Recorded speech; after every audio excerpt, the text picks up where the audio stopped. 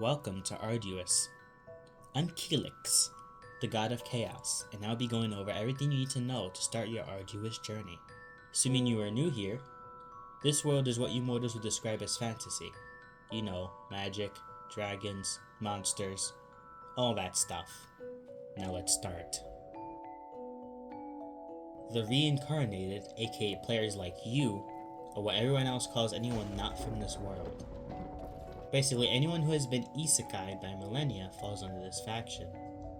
Although she brought you all to help restore balance, players were chosen at random, so naturally you all have went separate ways, making your own clans. The Sentinels are arguably one of the strongest factions found in this world. They are a religious group that kills anyone who does not submit to them in their religion. They are extremely dangerous and own many territories, meaning you can run into them anywhere, even in the sky. Getting into a fight with them without a plan and gear usually means certain death. There isn't actually much known about the Unbound Faction, so to fix that I stole some clothes and a mask to walk right into the capital without raising suspicions. The Unbound seem to be a mix of undead and god humans that have the goal of having all undead work under their banner to control the world, I guess. They are currently in a large war with the Sentinels and are researching how to improve their magic and weapons to win the war. Although from what I could tell they are losing, but that doesn't make them any less dangerous. Now the Pillager Faction is as the name implies. Despicable trash who take and kill and claim whatever they see fit. I have even heard that they would extort emeralds out of people by threatening them to pay a weekly fee of protection. I think you guessed what they are being protected from. Despite this savagery, they are well organized and well equipped, all following a king who is said to be able to slice mountains apart with his sword. The Pillagers are also at war with the Unbound and Sentinels over resources. Netherens is the name of the faction that controls most of the Nether Dimension. Despite their large hold on this hellscape, not much is known about them that I could find besides the disgusting use of soul magic. Although rumors say their leader, the Netherlord, is planning something very big. That's where I stop when it comes to factions. I only want to go over groups with the most power. There's no reason to also go over every single small tribe, clan, or some mercenaries for your introduction to this world. You can learn about these things yourself in your time here. Knowing the mess you have found yourself in, you most likely want to know what's the best way to get strong to survive. So I'll quickly go over how to live in a realm without literally exploding.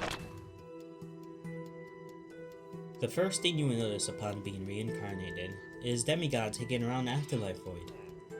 These demigods have volunteered their time to train any mortals who come through to their ways of combat. Decide which one you want to train you and you will be able to unlock power you didn't know was possible. Read the RPG book Millennia gives you for more in-depth information about things like abilities. After getting your class, you probably want to know what's the best equipment you could seek in a realm like this to get stronger. So here are just some of the things you can make or find. At the bottom of the list is Snap Armor. In other words, class-specific armors. Snap Armor are all equivalent to Diamond, but unlike Diamond, these class armors have no durability, so they will never break.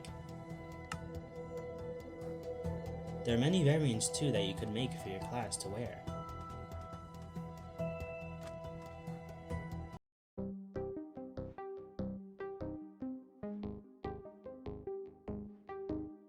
You see this chest? That means there's a dangerous dungeon monster nearby that upon its death will drop a chest key. These chests have a chance to drop a full armor set. These strong armors are the least difficult to obtain, having an armor value similar to netherite. They are a great choice for long-term armor and come in rarity, each with their own benefits depending on the monster too.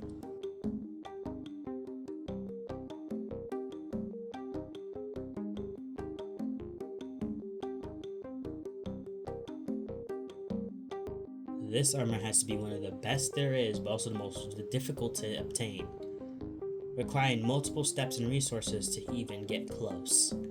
Both Oath and Unbound work exactly the same way with just a visual difference. When the full armor set is equipped, you gain various positive effects as long as you're wearing it. This doesn't make you immune to dying, and fighting carelessly can lead to your death if fighting your own boss, but it does make it near impossible to die if you fight smart. Now at the top of the list is Stardust. Combining Diamond, Netherite, and a Stardust tablet, you get this pretty looking armor.